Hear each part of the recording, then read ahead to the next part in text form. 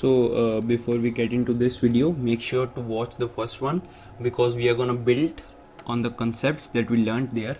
In this video, we'll create a more detailed house, learning about accuracy, drawing tips, and using the offset and the follow me tool. If you don't see the large tool set, you can go to view and click on toolbars and select the large tool set. It is already selected in mine. To start this model, let's draw a basic rectangle. As we learned before, everything in SketchUp is having real dimensions, and we need to control what these dimensions are. And in SketchUp, to enter dimensions, you start an operation, simply type in the desired dimensions. Try this. Undo your rectangle, then start drawing a new rectangle. Click and release once to start the rectangle. Type 10 apostrophe comma 20 in the dimensions box and press enter key. This creates a rectangle 10 feet by 20 feet. Now start a line from this corner and draw in the red direction. Type 2m and press the enter key. This creates a line that is 2 meters long. That is just making it more accurate to work with. Now don't click in the measurements box, just start drawing and then type in the dimensions as needed. Rectangle dimensions are separated by a comma, we have to remember that. Here are some examples of some dimensions that you might enter, that you might work with.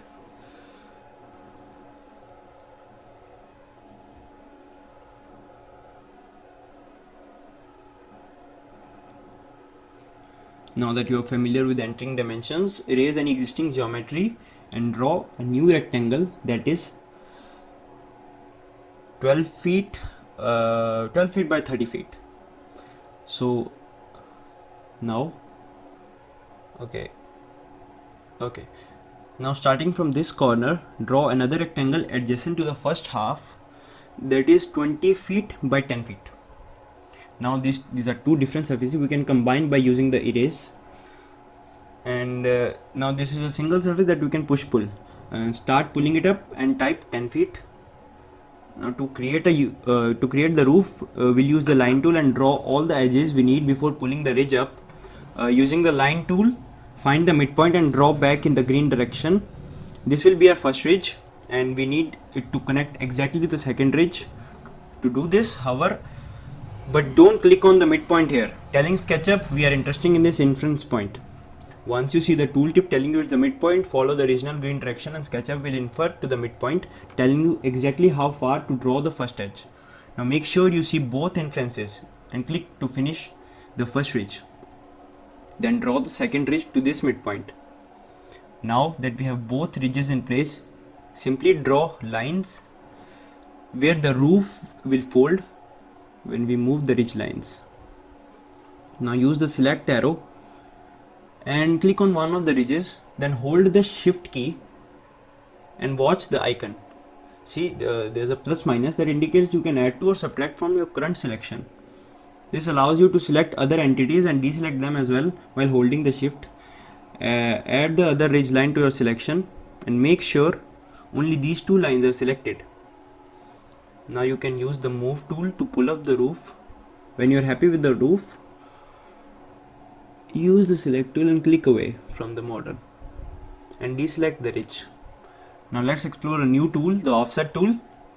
So to see how the offset tool works, click on this side and pull inwards or away as you like. All the edges of the surface are offset.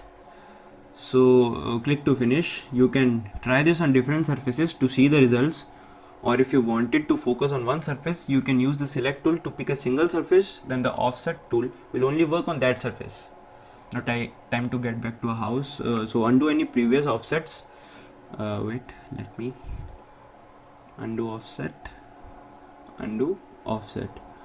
So let's offset the base of the house inwards.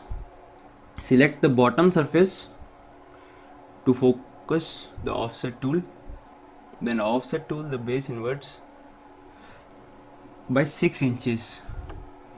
Push this new surface inwards to create a roof overhang like this. The offset can also help us to add some quick detail to other elements as well.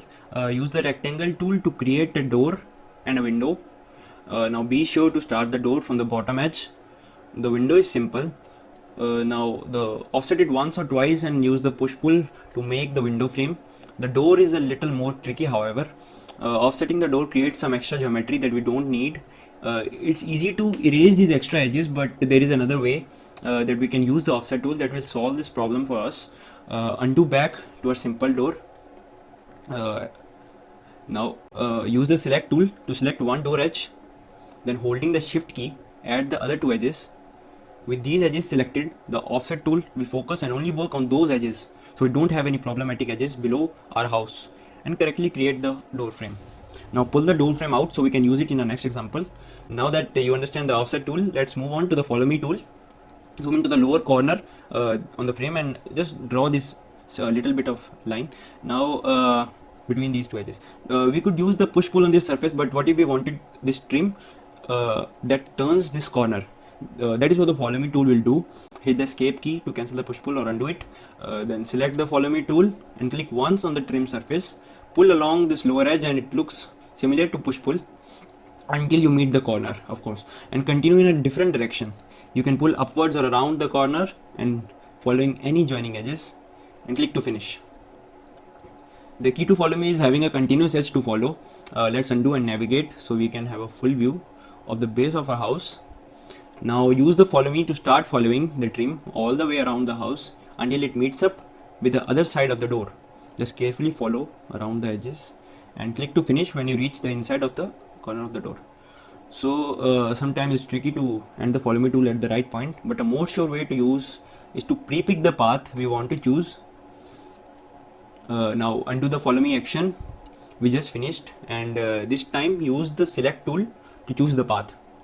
Hold the shift key down like before and select all the edges that go around the house, but only the edges, and make sure they are all connected or the tool won't work. With our path selected, choose the follow me tool. It may look like we lost our selection, but don't worry, just click on the trim surface to pull it out around the path. Now if your example is not working, you can try again, of course, and make sure you pick all the edges and have nothing else selected. To finish our houses example, let's turn our attention back to the roof and some drawing aids in SketchUp. Use the line tool and start drawing a line from this edge. Now hover over the roof edge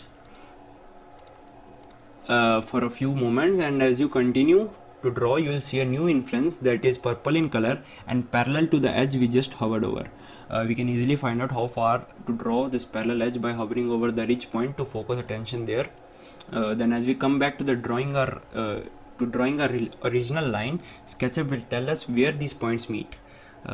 Click to finish that edge, then continue drawing and hover over the far roof line to tell SketchUp that we are now interested in that edge. SketchUp will now show us the parallel inference to the edge, and we can follow it down to meet up the lower on edge inference point. So now at this point you can keep practicing on your own, and in the next video in the series we'll create an interior room and fill it with items from the 3D warehouse.